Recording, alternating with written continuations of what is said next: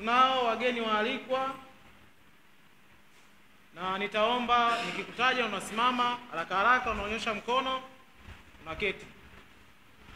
Tunaye Mheshimiwa Ali Saleh. Asante. Tunaye Mheshimiwa Pius Lenatus Bebwa, Spika aliyepita. Tunaye Mheshimiwa Emmanuel Boga. Tunaye Mheshimiwa Kalisti Christian. Tunaye Mheshimiwa Teleza Daniel. Tunaye Mheshimiwa Mary Fidel. Asante. Tunaye Mheshimiwa Yusuf Kabogo. Asante. Tunaye Mheshimiwa Joshua G. Kileo. Asante. Tunaye Mheshimiwa Joseph Magombi. Asante. Tunaye Mheshimiwa Mariam Baruk.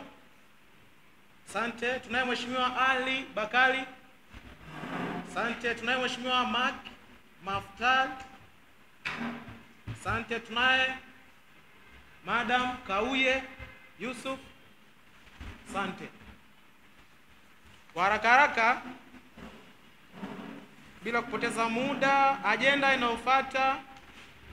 Samahani, kabla ya agenda inayofuata kuna maelezo mafupi kutoka kwa spika kuhusu kikao. Nimkaribisha Mheshimiwa Spika aweze kutoa neno juu ya kikao chetu hichi. Karibu Mheshimiwa Spika. Asante sana. Mheshimiwa wabunge, kama nilivyosema awali, tuna kikao cha mwisho cha bunge, kikao ambacho kina agenda mbalimbali. Ni kikao ambacho tunaweza tukakifanya kikao kirefu sana au pia kikao fupi ili tukaenda na muda pia. Lakini agenda mojawapo kati ya agenda hizi ni agenda ya uchaguzi wa tume ya uchaguzi. Agenda hii ya tume ya uchaguzi imekuwa allocated kwenye article 16 ya katiba ya Sibeso. Kwa hiyo kama unakuwa unapitia katiba utaikuta composition ya tume ya uchaguzi iko pale. Lakini kama usomi utapata changamoto. Kwa hiyo ni muhimu sana kutengeneza tume bila ushabiki, lakini kwa kuangalia nani anaweza kasimama sehemu ya tume akafanya kazi za tume kwa ubora unaotakiwa. Kwa watu wengi kutengeneza tume ambayo tunatengeneza tume ili mradi kwa sababu na maslahi nayo. Kwa tunategemea tume ambayo itafanya kazi kwa kujali maslahi ya wanafunzi wote. Tume isiyo na itikadi ya upande fulani. Hayo ndio matarajio yetu na tunatamani iwe hivyo. Kwa waheshimiwa wabunge, ni muhimu sana kuzingatia hilo ili tuende vizuri. Lakini kama tutashindwa kwenda vizuri kama wasomi ambao tunatarajiwa kuitumikia taifa hili siku zijazo, maana yake hatujatosha kuaminiwa pia. Kwa ni imani yangu kwamba tutakwenda kufanya vizuri kwenye eneo hili. Lakini naomba pia kabla sijaendelea nisome kidogo. Kama una katiba, fuatana nami kwenye article 16 Electoral Commission. Tusome mambo machache ambayo yanaweza kutuongoza pia. Article 16 cap 1. There shall be established the Electoral Commission which shall be charged with supervision of election for CSP members, presidential and vice presidential posts. Sina haja kufafanua, naamini watu wanaelewa vizuri kabisa eneo hili. Cap 2, member of Electoral Commission shall be elected from students but not from outgoing. Nasoma ili tupate uendaji wetu, ili uone kabisa kama wewe ni mhusika ambaye unatakiwa kuchaguliwa au la. Kwa cap 2 inasema member of Electoral Commission shall be elected from students but not from outgoing cabinet members. Manake ukishakuwa waziri, naibu waziri, automatically nature imekuselect wewe, unakuwa sio mhusika. Inafuata principal secretaries. Makatibu wote, yote anaitwa katibu anakuwa sio muhusika. Inakuja CSP secretariat. Maanake sisi hapa wote tunakosa sifa za kuingia kwenye tume. Kwa CAP 2 imetaja watu ambao hawapaswi kuwepo. By default wanaobakia wanakuwa na sifa. Ukija CAP 3 inazungumza sasa composition. Kwamba imeshataja wasiohusika, sasa kwa wanaohusika inataja composition, wangapi wanatoka wapi, wangapi wanatoka wapi. Ukisoma 16.3.1 inasema 2 members appointed by president, one of whom shall be a female. Members wawili wa tume watateuliwa, so kuchaguliwa, kuteuliwa, kunakuwa appointed na kuwa elected. Hapa kunakuwa na appointment. Kwa wawili watatoka kwa rais, mmoja kati ya hao anakuwa ni mwanamke. By default anayebakia anakuwa ni wa kiume. 2 inasema 6 members elected by CSP from among students. 6 members elected by CSP from among students, 3 of whom shall be females. Members 6 watachaguliwa, sio kuteuliwa, kuchaguliwa na bunge. Lakini kati ya hao 3 wanakuwa ni wa kike. By default wanaobakia ni wa kike.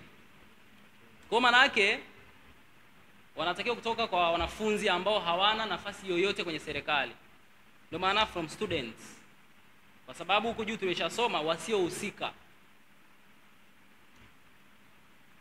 Ukienda 16.3.3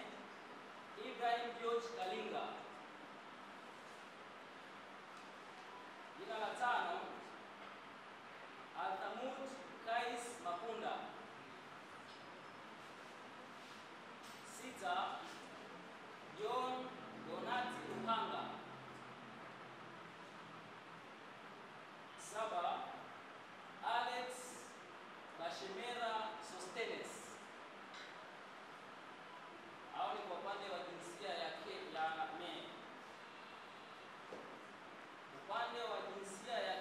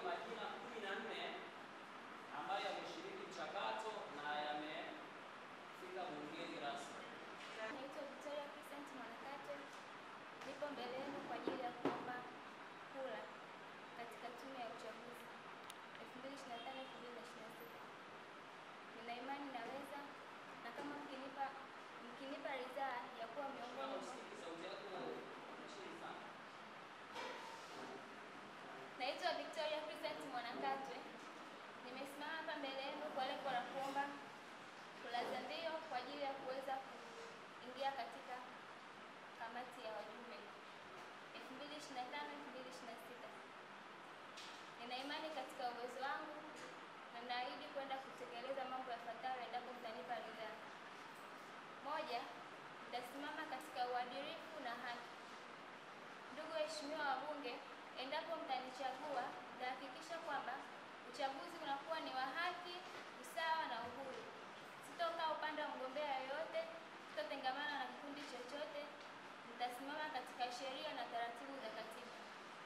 Lakini pia nitahakikisha kunakuwa kuna ushirikishwaji wa wanafunzi, kwa maana kwamba wanafunzi wote waweze kushiriki vyema katika tukio la uchaguzi kwa kuwapa fursa kuuliza maswali na kushiriki kikamilifu. Spika, katibu, mawaziri, manaibu waziri, wabunge wenzangu na wageni waalikwa. Kwa majina naitwa Latifa Said Mjema, mwanafunzi wa Metrology and Standardization mwaka wa pili. Mbele yenu niko hapa kuomba nafasi ya kuwa mjumbe wa tume ya uchaguzi 2025-2026. Na waahidi katika kusimamia haki na kufanya uchaguzi wa huru. Naombeni kura yenu ya ndio. Nitasimamia haki, kwenye ukweli nitasema ukweli, na kwenye ndio ni ndio, hapana ni hapana. Naombeni kura yenu ya ndio. Kwa majina naitwa Bakari Hussein Bakari. Nimeiwania nafasi hii kwa kuitumikia chuo chetu na wanafunzi kwa ujumla, na pia nitaisimamia haki na kanuni za uchaguzi ipasavyo. Nitasimama kwa kufanya kazi kwa bidii na kufuata sheria na kanuni. Kwa hiyo nilikuwa naomba kura zenu za ndio ili niweze kusimama katika nafasi hii na kutenda haki katika nafasi hiyo. Na pia sitokubali mtu yeyote kupoteza haki yake. Pale nitakapopaweza nitapambana, pale nisipopaweza nitaipeleka katika uongozi wangu wa juu. Nitaitenda haki, nitasimama na nitapambana kwa nguvu zangu kwa namna navyoweza. Asanteni sana. Kwa majina naitwa Amir Robert Omari, naania nafasi ya tume ya uchaguzi mwaka 2025-2026. Na imani naweza, ndio maana nimeweza kuandika barua ya kugombea nafasi. Ndugu waheshimiwa wabunge, mimi kura za ndio. Asanteni.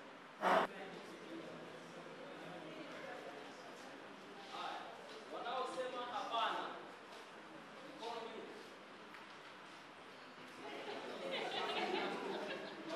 Mheshimiwa, unacheka? Na mimi serious hapa. Tunatoka nje. Yaani bila mkazo hizi la katiba unacheka. Maana hii kura iheshimiwe, sio maana yake.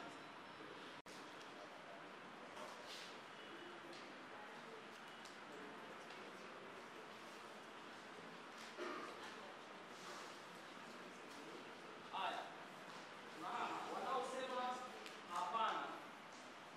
Natambua uwepo wa Mheshimiwa Spika wa Bunge, Naibu Spika, pamoja na ndugu Katibu wa Bunge, Mheshimiwa wa Bunge. Itifaki imezingatiwa. Kwa majina naitwa Isaka Boaz Muule. Nimekuja hapa kwa ajili ya nia ya kugombea kuwa ni mjumbe wa tume ya uchaguzi. Naomba kuwasilisha haya kwa umakini sana. Jambo la kwanza, naombeni mniamini kwa kuwa naamini kuwa nitaenda kuwa ni mtu ambaye nina nidhamu, nitakuwa mwadilifu, pamoja na kwamba nitaenda kuzingatia na kutunza Mungu.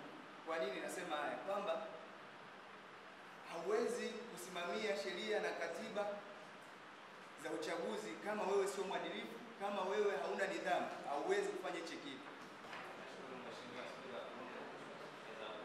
Mheshimiwa mawaziri, wabunge na wageni, itifaki imezingatiwa. Langu jina kamili ndiye Francis Clement Shelamba, msomi wa kozi ya usimamizi wa usafirishaji mwaka wa pili. Niko mbele yenu kuomba kura ya ndio. Nagombea nafasi ya mjumbe katika tume ya uchaguzi katika mwaka wa masomo 2025-2026 kwa sababu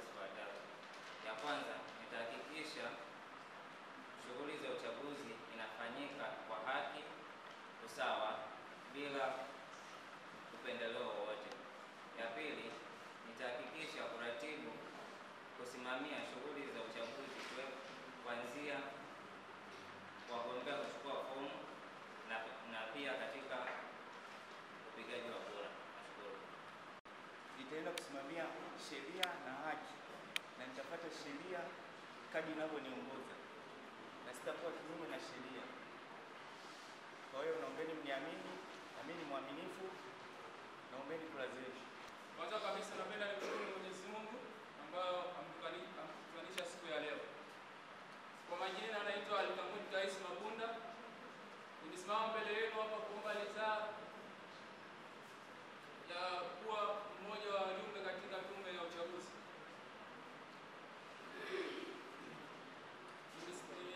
Naomba nafasi hii, naahidi naenda kutekeleza kazi za tume ya uchaguzi, sheria na maadili yote ya tume ya uchaguzi. Na majina ni John Donati Luaga, ni mwanafunzi halali wa chuo cha elimu ya biashara CB.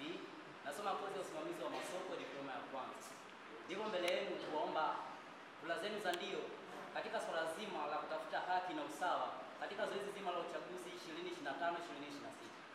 Hivyo basi, lengo na madhumuni ni kusimamia swala hili kwa haki na usawa kwa kuongozwa na katiba iliyomo katika serikali ya wanafunzi SEBESO, ambapo ndani yake vipo vifungu vinavyoongoza katiba na vinavyoongoza tume ya uchaguzi ya ushindani. Hivyo basi, nataka kuahidi ya kwamba nitasimamia katika haki na usawa, nikimaanisha kuwa fedha, nguvu ya mabavu, nguvu ya mdomo au maneno havitakuwa na mamlaka sehemu yoyote pindi nitakaposimama na haki kupitia katiba husika ya tume ya uchaguzi. Kwa kuweza kusema haya, nipende kuwashukuru na kuwaomba kura zenu za ndio. Kwa maana nimeamua kuwa mjumbe wa tume ya uchaguzi mwaka 2025-2026. Nimeomba hii nafasi kwa sababu naamini nitasimamia haki, uchaguzi unafanyika kwa haki na usawa. Kwa hiyo naombeni kura yenu ndio. Kwa majina naitwa Clelia Mwinuka. Ninasoma kozi ya Accounting and Taxation. Nipo mwaka wa pili. Nimeomba kura zenu za ndio ili niweze kuingia kwenye tume ya uchaguzi kwa nia zifuatazo. Nia yangu ya kwanza ni kuhakikisha ukweli, uwazi na uwajibikaji katika tume yetu ya uchaguzi pamoja na wanafunzi. Lakini nia yangu ya pili ni kuhakikisha ulinzi na usalama wa kura ambazo tutakwenda kuzipiga. Lakini kitu cha tatu ni waahidi kwamba endapo mtanipa kura zenu za ndio, nitafanya na kuzingatia kanuni na taratibu zinazosema katika tume ya uchaguzi. Kwa majina naitwa Rehema Ramadhani Matete.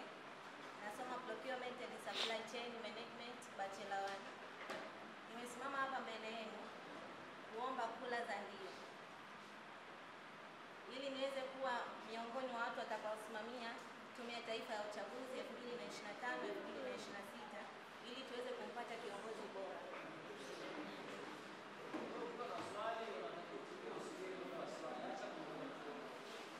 Nitahakikisha wanafunzi wanapata elimu ya uchaguzi, wanajua haki zao na wajibu. Nitawapa elimu kuhusu umuhimu wa kushiriki kuchagua kiongozi bora. Naomba kura zenu za ndio. Wabunge na waitifaki imezingatiwa. Kwa majina naitwa Irene Stanley Mosha, mwanafunzi wa mwaka wa pili kozi ya Business Administration.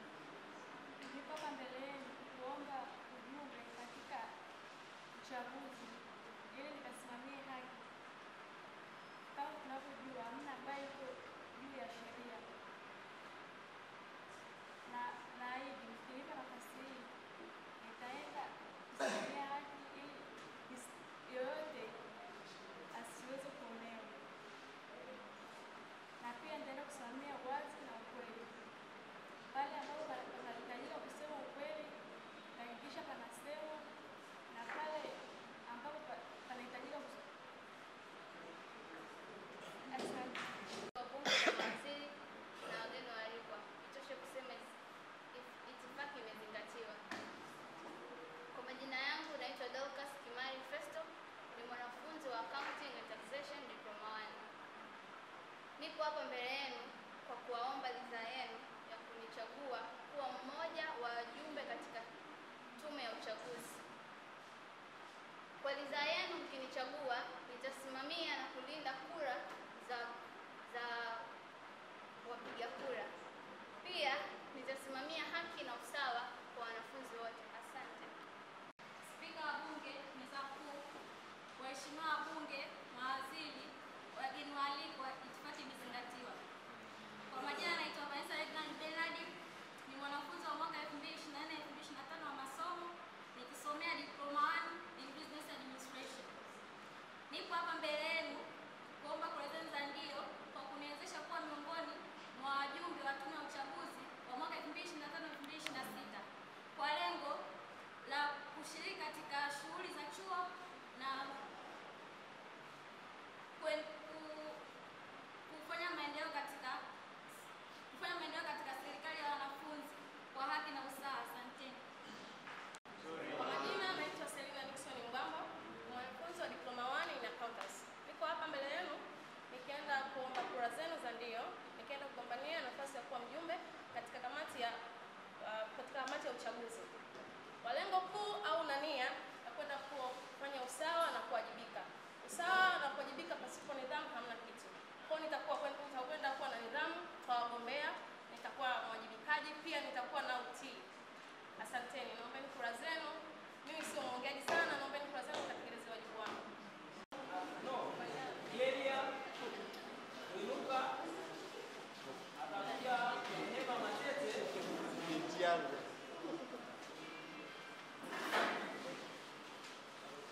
Watajipanga kwenye laini hii hapa. Na mmoja huyo hapa.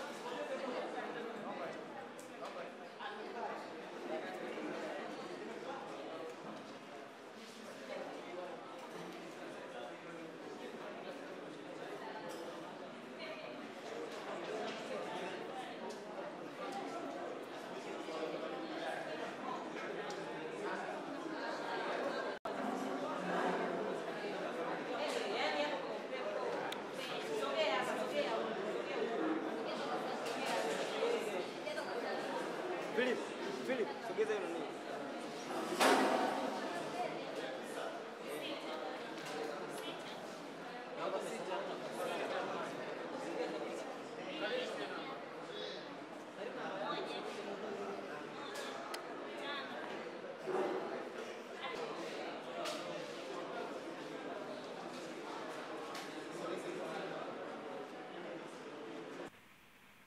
Kitu cha msingi cha kuzingatia, it was fair, si ndio?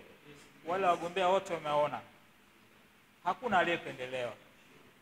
Sawa, mchakato wote kuanzia kufanya ile ya kwanza tulifanya asubuhi kwenye maswali, tumetoa maswali kwa mwenye uwezo kajibu, na naamini hata hapa mlikuwa mnaona, na labda tusiri walivyojipanga ndio walivyopata max hivyo hivyo. Sawa, yule aliyekuwa wa kwanza hivyo na max zao zilikuwa hivyo hivyo. So the whole process was fair, and tunachoenda kukifanya pia ni fair. Kitu tunachotaka kuhusia, nyinyi mmekuwa kwenye serikali huko, si ndio? Tujiepushe na dhana. Sawa, mgombea wa urais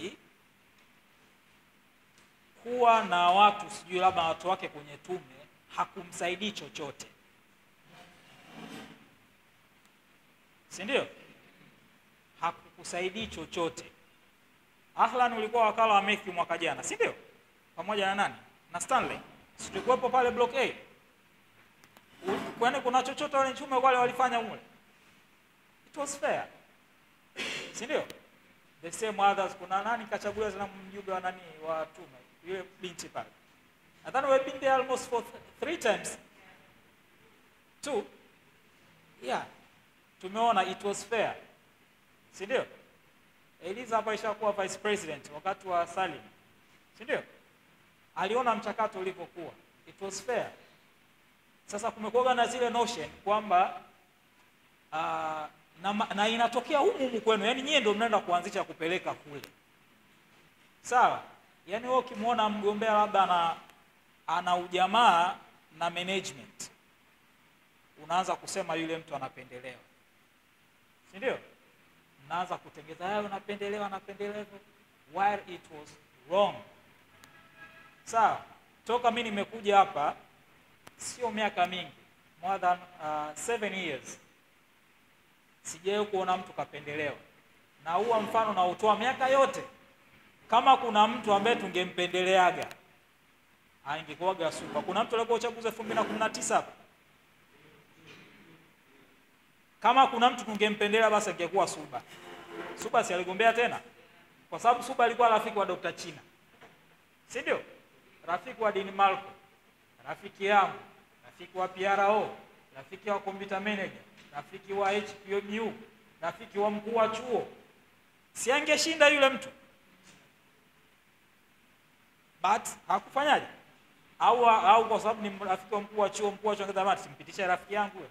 Lakini it was not like that. Si ndio? Bahati mbaya wale wajumbe waliteua mwenyekiti wa tume ambaye kidogo hakuwa vizuri kichwani mwake. Akataka kuvuruga uchaguzi. Ndio ile kuwa na chuki dhidi ya mtu fulani. Kwa hiyo the whole process will going to be fair. We mjumbe kama umetumwa na mtu wako sawa, lakini it will be fair. Cha msingi ni kuelimisha watu wajue zile eligibility za kupiga kura. Sawa, kuna swali moja aliulizwa mtu hapa kuhusu vitambulisho. Sawa. Too good ni kwamba mimi mwenyewe pia huwa nafanyaga hiyo kazi. Nilikuwa nafanya though sasa hivi nimesifanyi. Nimestop kidogo. Sawa. Kama wewe na timu yako unajua watu wako hawana vitambulisho, hebu wafanye mchakato mapema hapa. Kabla uchaguzi hizi siku, kwa sababu ile mashine yenyewe aliweke. Siku ya uchaguzi linagoma kuprint ID. Ndio utaanza kusema nini sasa? Watu wamependelea. Kwa hiyo you can tell your fellow au wagombea kama mnaona kuna watu wenu hawana ID, make sure wanafanyaje? Wanafanya mchakato wa mapema, kama kime expire renew. Si ndio? Okay, kuna watu siku hajawa promoted. Kwa sababu majina yatatolewa na mkuu wa idara, atatupa class list. Kuna mtu wako hajawa promoted, kuna mtu wako hajawa registered. Sawa? Make sure those are eligibility criteria watu wanazi nani mapema. Sawa, kuna swala sio repeat model na vitu kama hivi. Hakikisha watu wako wote wanakuwa sawa. Kwa sababu kama mtu ana repeat model hajawa allocated somo, ule sio mwanafunzi. Sawa? Kwa hiyo those things make sure vinakuwa viwe sawa and mimi naamini ukijipanga vizuri unashinda. Sawa? Na mtu yote kwenye tume atakaye jaribu kuonyesha viashiria vyovyote vya kumpendelea mtu, si tutamtoa. Si ndio? Kama tulivyomtoaga Mariam kipindi kile. Sawa? Kwa sababu haiwezekani watu wametoka kwenye screening pale, wamepitishwa, wewe unaenda una print yule mtu mwingine unamtoa. Sawa, baadaye unaanza kuleta scandals za vitu vingine tena. Tumeelewana? Kwa hiyo you guys, mimi naamini tuwe na positive minds. Tukiwa na positive mind ili zoezi la uchaguzi litaenda vizuri. Hakuna mtu aishiye kuingia kwa kupendelewa hapa. Toka mimi nimefika hilo nawahakikishia. Kama ingekuwa kupendelewa mimi naambia tungempendeleaga Suba. Kwa sababu alikuwa rafiki yetu. Tungempendelea lakini hatukumpendelea. Tuhakikisha zoezi linakuwa fair, akashinda Gamba na tukamtangaza. Na Gamba tulifanya naye kazi vizuri. Wala bila shida yoyote. Sawa? So you guys tuwe positive na pia tuwaelimishe watu wetu vitu gani vya msingi vya kuzingatia, vitu gani vya msingi vya sifa gani za kuwa nazo na vitu kama hizo. Na pia kama mgombea mtu kachukua fomu kashindwa kupita kwenye screening au kashindwa kumiti zile criteria, tuseme, si ndio? Mtu akishindwa kule usije kusema kwamba huyu kakatwa kwa sababu ya management sio hawamtaki. Isije akatoa mambo ya ubadia, anasapo afu unataka aende kule. You serious? Yaani mtu kashafeli afu unasema kakatwa kweli? Sawa. Tuwe tuna positive mind. Mtu ameshindwa kukidhi vigezo pale, basi mtu kashindwa pale kwenye tumeenda kwenye screening, si ndio? Hapa tuliulizwa swali kwa wagombea, director of academic, hakuna hata huyu aliyepata. Wote wajumbe waliofaulu waulizeni, hamna hata huyu. Even the highest one, Isaac, kalikosa. Tumelala. Sasa mtu unafika unauliza jina la mkuu wa chuo hajui, anasema Madam Loga au anasema Madam nani. Sasa kweli yani kama mtu anashindwa kweli, mnaona hana vigezo, it's fine, anang'oka. Lakini sio kwamba mtu akishakatwa kule tuanze kuwa na zile negativity, huyu anapendelewa, huyu si nani. Kama mtu ana urafiki na management ni yeye, wala hakuna influence yoyote. Tumeelewana? Kapambane na wapiga kula wako au kapambane na kambi yako kule, wekeni mambo yenu sawa, washawishini watu waje wapige kura. Kwa sababu kuna swali tena limeulizwa pale, kuna mtu aliulizwa, yule binti wa kwanza, idadi ya wanafunzi, si ndio? Of course ni swali gumu, hawezi kulijibu unless kama angekuwa anaingia kwenye vikao. Ni swali gumu hilo. Yaani hata mimi mwenyewe na wasajili wanafunzi kuniuliza siwezi kutajia exactly idadi. Lakini we have more than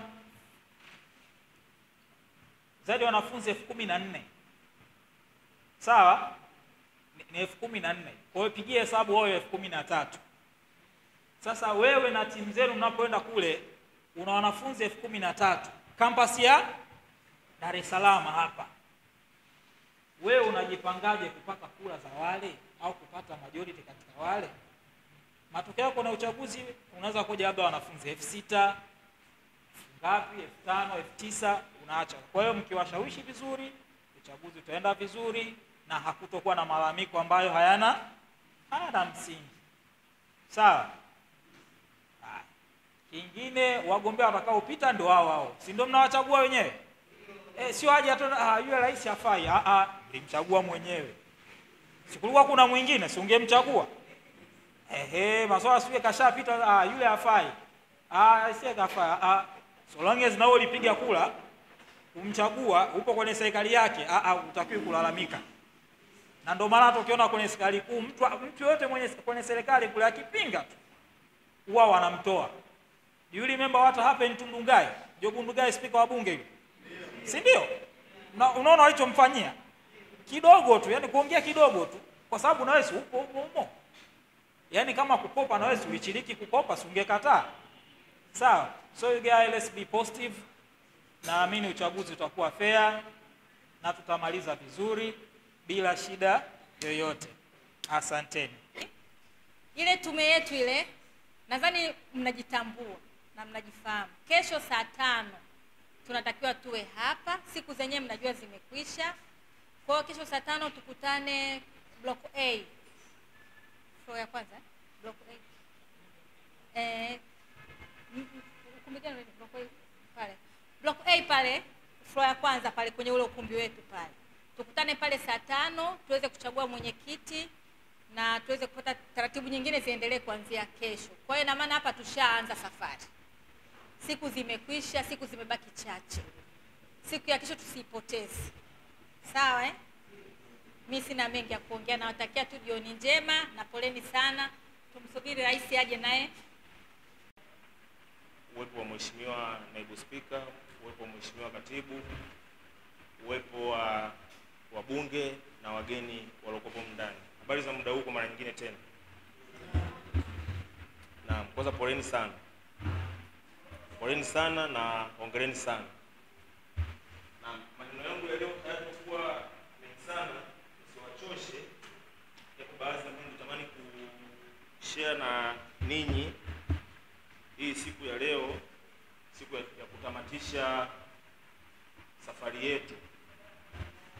ilikuwa ni safari ndefu kwa baadhi ya watu, inawezekana ilikuwa ni safari fupi kwa baadhi ya watu, inawezekana ilikuwa ni safari ya furaha kwa baadhi ya watu, lakini inawezekana ilikuwa ni safari ya huzuni kwa baadhi ya watu pia, si ndio?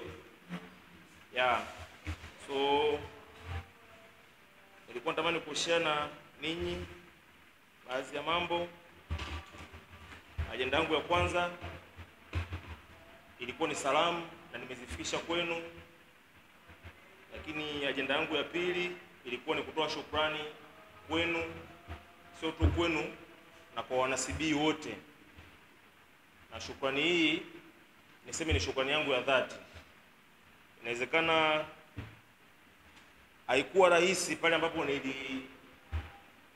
nilitangazwa kuwa kama rais wa chuo cha elimu ya biashara CBE, na mara zote nilikuwa nikitumia kumwomba Mungu sana, safari hii kama nimeipata nafasi na nimeianza, basi nikamalize pia salama. Na ninashukuru Mungu, siku ya leo tunatamatisha na tumemaliza salama. Nashukuru kwa kuona viongozi wenye uweledi, viongozi waelewa, viongozi wenye uthubutu. Tumekinzana mara nyingi, kuna mara nyingi tumeenda sawa, kuna sehemu tulinuniana, si ndio? Kuna sehemu tulikuwa na furaha, lakini naomba nichukue nafasi hii kusema hiyo ilikuwa ni sehemu ya maisha, na ni maisha ya uongozi, sio tu ndani ya chuo, hata wa nje ya chuo. Na mimi tumejifunza vitu vingi sana kwenye safari hii. Kuna ambao walikuwa disappointed kwa sababu ya kutenguliwa, kuna wale ambao wamefanikiwa kumaliza kwenye nafasi zao. Niseme tu ni sehemu ya kujifunza. Nilifanya kile ambacho ninakiona sahihi kwa maslahi mapana ya wana CBE, na ninaamini katika uongozi ambao tumeishi vizuri kwa mwaka huu, kwa miaka hii ya karibuni, ni mwaka huu. Sitaki kusema kwamba wengine waliishi vibaya, lakini sijaona makundi, sikuona ugomvi wa kukithiri. Naamini pia ofisi ya dini ni mashahidi, kwa sababu inawezekana miaka nyuma walipokea kesi nyingi sana za serikali ya wanafunzi, lakini kwa mwaka huu tumejitahidi kwenda sawa na kuhakikisha kabisa kwamba haturuhusu migongano yetu iharibu serikali au ikwamishe masuala mengi ambayo yanahusu wanafunzi wetu wa chuo cha elimu ya biashara CBE. So nichukue nafasi hii kutoa shukrani zangu za dhati kwenu. Huwa naelewa bunge ni sehemu gani, kwa sababu nishakuwa mbunge, nishakuwa waziri pia. Serikali sehemu kubwa inaendeshwa na parliament. Uongo kweli? Sababu mawaziri wanatokea bungeni, mawaziri ni wabunge, kwa hiyo wako karibu zaidi na wabunge wenzao. Kama kuna kitu kiko sawa, wao huwa rahisi sana kupokea negativity na positivity, either la wizara husika, either la ofisi fulani. Hata kama ni ofisi ya rais, wabunge ni rahisi sana kukriticize kile ambacho wao kinaendelea. Naamini kwa mwaka huu tumeshirikiana, tumepokea changamoto ambazo zilikuwa kutoka bungeni, tumepokea matatizo, na uzuri tumefanya kazi na nyinyi kwa ukaribu sana. Ofisi ya Speaker tulikuwa tunashirikiana vitu vingi sana kujaribu kuangalia ni jinsi gani tunaweza tukatoka sehemu tuliokuepo, at least tusogee sehemu nyingine tofauti, hata wale wanaokuja wakute kuna mabadiliko. Lakini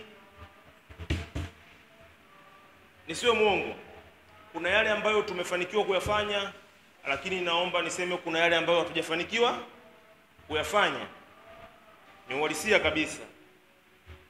Kuna speech moja aliwahi kuiongeaga Obama, alisema we all grow in different sizes. Naamini na mimi nimekuwa kwa size ambayo Mungu aliniwekea. Sisi tumekuwa kwa nafasi ambayo Mungu ametuwekea. Kuna yale ambayo tumeyafanya, lakini kuna yale ambayo hatujafanikiwa kuyafanya. Nitakachowaomba kama viongozi, kwa sababu kuna uongozi mwingine utaingia hivi karibuni, tujitahidi kuwa nao karibu na kushare yale ambayo tunaona sisi tulifanikiwa kuyafanya, wao kayafanye zaidi. Na zile sehemu ambazo sisi tulifeli, tushare nao mapema, ili na wao pia waone wanaweza wakafanya marekebisho kwa kiasi gani. Na mimi tunaelewana na viongozi wenzangu. Lakini pia bila kupoteza muda,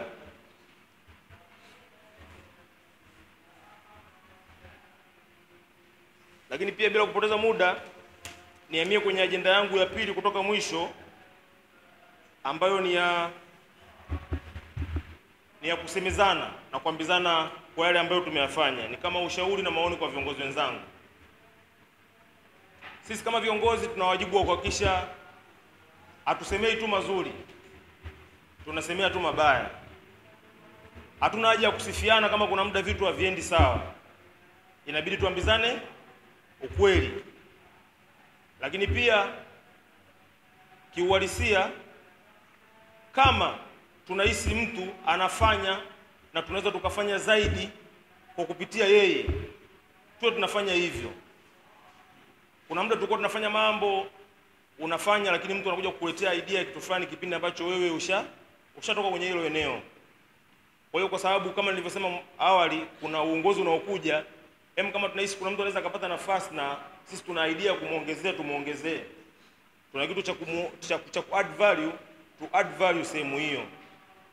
Inakuwa ni vibaya zaidi pale ambapo sisi kama viongozi tunatumia mwamvuli wa kile kitu ambacho tunakiona ni kizuri, wewe unacho, kumsemea mwingine pale ambapo amefanya, lakini sio kwa zaidi, sababu wewe kitu fulani unakijua yeye akijui. Natamani zaidi tukawasaidie, tukashirikiana na viongozi ambao watakuja baada ya sisi kufanya nao kazi, lakini pia kuhakikisha wanafanya vitu ambavyo ni the best. Ni the best. Tunaona sasa hivi chuo chetu kinaenda kuwa na population kubwa sana tofauti na miaka ya nyuma. Population kubwa sana. Tunaenda kuwa na namba kubwa ya wanafunzi. Lakini sio kwa sababu nyingine, kwa sababu chuo chetu ni chuo bora zaidi kwenye masomo ya biashara. Kwa hiyo kama tunapokea watu wengi zaidi, pia inabidi tuwe na mipango mingi zaidi ya kuwashauri wao wanaokuja. Kwa sababu kuhandle hii capacity kwenye vitu tofauti tofauti ni difficult zaidi, kwenye masuala ya afya, kwenye masuala ya academic, kwenye masuala ya hizi equipments ambazo tunatumia ndani hapa chuo, facilities. So kuna muda kama tunaishi tunaweza tukawa na means nzuri za kuishauri serikali ya wanafunzi, tuna means nzuri ya kuwasilisha jambo, ni vyema kuwasilisha ili kuweza kutengeneza maendeleo zaidi kwa maslahi ya wana CBE. Lakini pia bila kupoteza muda, nichukue nafasi hii kuishukuru ofisi ya mshauri wa wanafunzi. Naomba tuwapigie makofi sasa.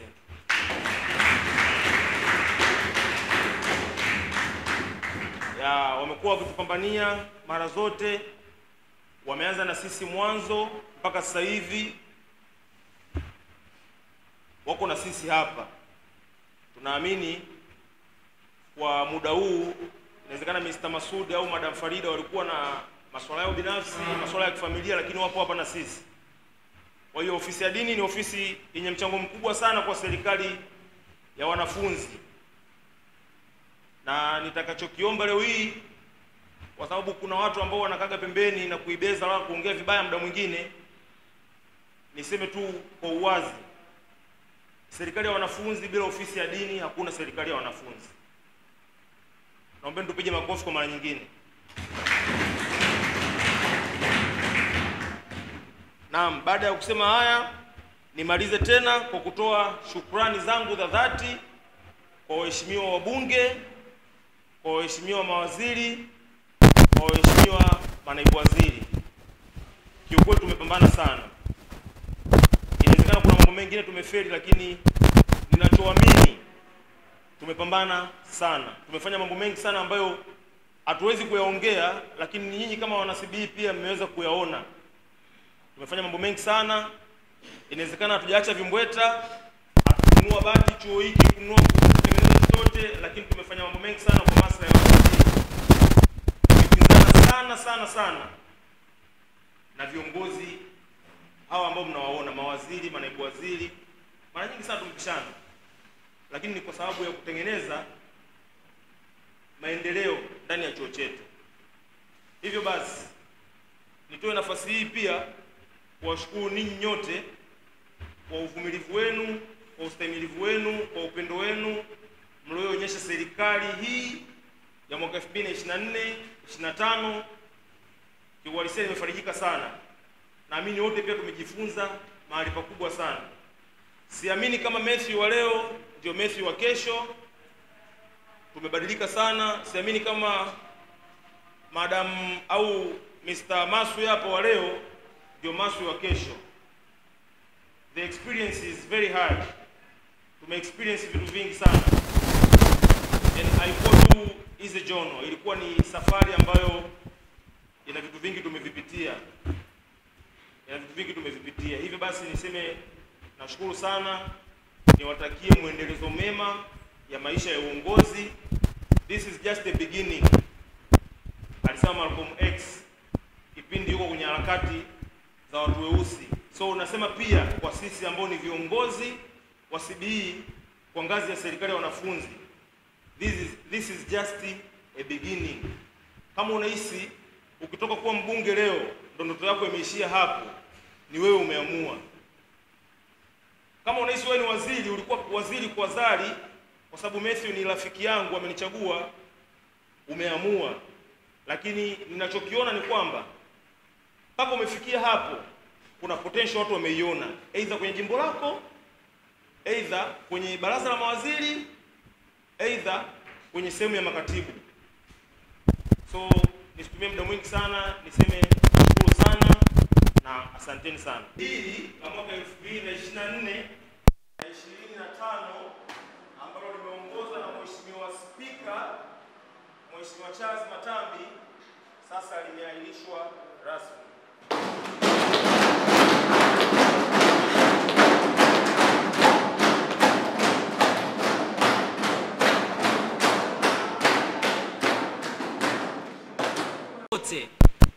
Cha uongozi kuna on off, wakati mwingine tunakosana, kuna muda unanikwaza, lakini nishasamehe. Kwa ambao nimewakwaza pia, basi niwaombe mchukue nafasi hii pia kunisamehe, maana kwenye uongozi ukiwa umefanya kazi ya uongozi ukasema uwaridhishe watu wote inaweza ikawa ngumu. Wakati Mwalimu Nyerere anahutubia mwaka 67 Azimio la Arusha, alisema ili uwe kiongozi bora kubali kukosolewa. Ili uwe kiongozi bora kubali kukosolewa. Akaandika kitabu chake kidogo kinachosema tujisahihishe. Kile kitabu kina maelezo mengi, lakini neno la kuchukua pale kwamba tujisahihishe. Kama viongozi tunakosea, ila huwa hatupendi kujisahihisha. Kwa hiyo kwa niaba yangu binafsi na secretariat ya bunge kwa ujumla, mimi niwashukuru tena kwa uvumilivu wenu tangu tunaanza Mei 13 mpaka sasa. Leo ni tarehe 11 ya April. Kwa maana yake inakaribia miezi 11 sasa. Yaani tunakaribia miezi 11. Kwa hiyo mimi nitakamilisha ile mwezi mmoja uliobakia kukamilisha mwaka kwa niaba yenu. Kwa hiyo kwa update zingine za kwamba Mheshimiwa Spika kuna nini tunaendelea kupeana, kwa sababu bado tuna jambo letu moja. Kwa hiyo kuna mambo yakikaa sawa tutawapa taarifa rasmi wapi, lini na kwa nini. Kwa hiyo watulivu. Kuna mheshimiwa aliyeuliza posho yake, posho haiwezi kupotea. Kwa hiyo mimi nikutoe wasiwasi. Shilingi 30,000 yako mimi nikichukua nikienda hapo nje hata haitoshi kwa chochote. Kwa hiyo ili kuonyesha uwajibikaji na kuwa na integrity. Integrity maana yake ufanye kitu sahihi hata nisipokuona. Kwa hiyo natakiwa nilinde maslahi yako. Kama unastahili kupata hiyo, unapaswa uipate. Ila kama hustahili, upasi pia kuipata. Ndio maana integrity. Kwa kama viongozi mimi nawashukuru sana, na sasa nitamke tena kwamba kikao hichi cha mwisho cha bunge la bunge tukufu la Sibeso 2024-2025 limeahirishwa rasmi